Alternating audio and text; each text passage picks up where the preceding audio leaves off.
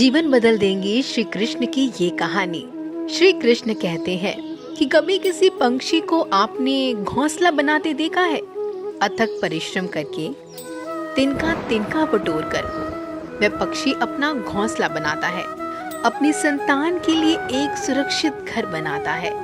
और फिर कहीं से तेज आंधी आती है, भारी वर्षा होती है और उसका वो घोंसला टूटकर बिखर जाता है। लेकिन वो पक्षी कभी रोता नहीं, बल्कि वो पक्षी बिना विलंब करे फिर से अपना घोंसला बनाने निकल जाता है और सफलता पाता है।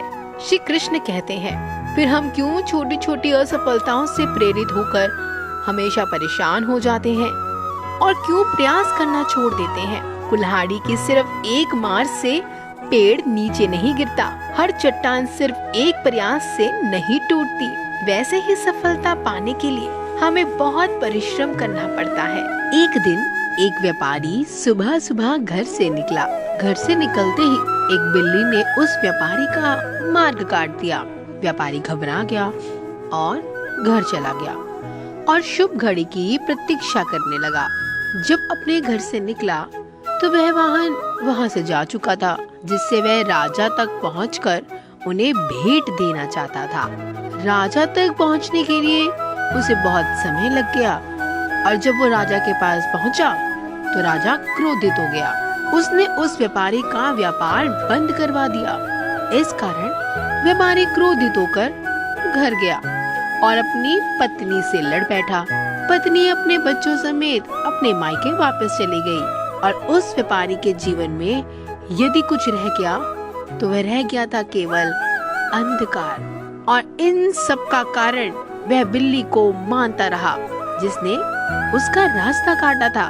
ऐसे ही एक दूसरा व्यापारी राजा को भेंट देने के लिए घर से निकला। उस व्यापारी का मार्ग भी एक बिल्ली ने काट दिया। वह व्यापारी भी थोड़ा घबराया, परंतु उसने आगे बढ़ना अधिक उचित समझा और राजा के पास सही समय पर पहुंचकर उसने राजा को प्रसन्न किया और राजा ने व्यापारी का व्यापार बढ़ाने की अनुमति दे दी। स्वर्ण आभूषण दिए। व्यापारी घर पहुंचा और उसने वो आभूषण अपनी पत्नी को दिए और अपने बच्चों के लिए नए कपड़े भी लेकर आया। उसके घर के चारों तरफ प्रसन्नता थी। इन दोनों व्यापारियों के साथ एक ही घटना हुई, परंतु दोनों की प्रतिक्रिया अलग अलग थी। ऐसा हमारे जीवन में भी होता है। हमारे जीवन में भी कई समस्याएं आती हैं, परंतु उससे अधिक महत्वपूर्ण हमारी प्रतिक्रिया है और हमारी सोच का प्रभाव है, क्योंकि यही हमारे जीवन को आकार देती है। इसलिए अपनी सोच को सकारात्मक रखिए, आपका जीवन सदैव आनंदमय रहेगा। श्री कृष्ण कहते हैं, क्या आपने कभी ब्रह्म मुहूर्त में जाग कर देखा है? अगर नहीं तो एक बार जरूर जाग कर देखिए। संध्या होने के पश्चात जब रात्रि का अंधकार सारे संसार को धीरे धीरे अपने अंधकार में निगलने लगता है, तो यही अंधकार ब्रह्म मुहूर्त में घोर होने से अधिक पूर्ण, तनिक अधिक काला हो जाता है। हमारे जीवन में भी कुछ ऐसा होता है। जब हमारे जीवन की समस्याएं अपने अंत पर होती हैं, तो यही समस्याएं एक भीषण रूप लेकर हमारे समक्ष प्रस्तुत हो जाती हैं और ऐसी परिस्थिति में अधिकतर लोग हार मान जाते हैं। परंतु यदि आप हार ना माने और बहना रखे और निरंतर रूप से आगे बढ़ते जाएं, तो प्रकाश के रूप में हमारा स्वागत करने के लिए सूर्य सदा हमारे समक्ष प्रस्तुत रहेगा।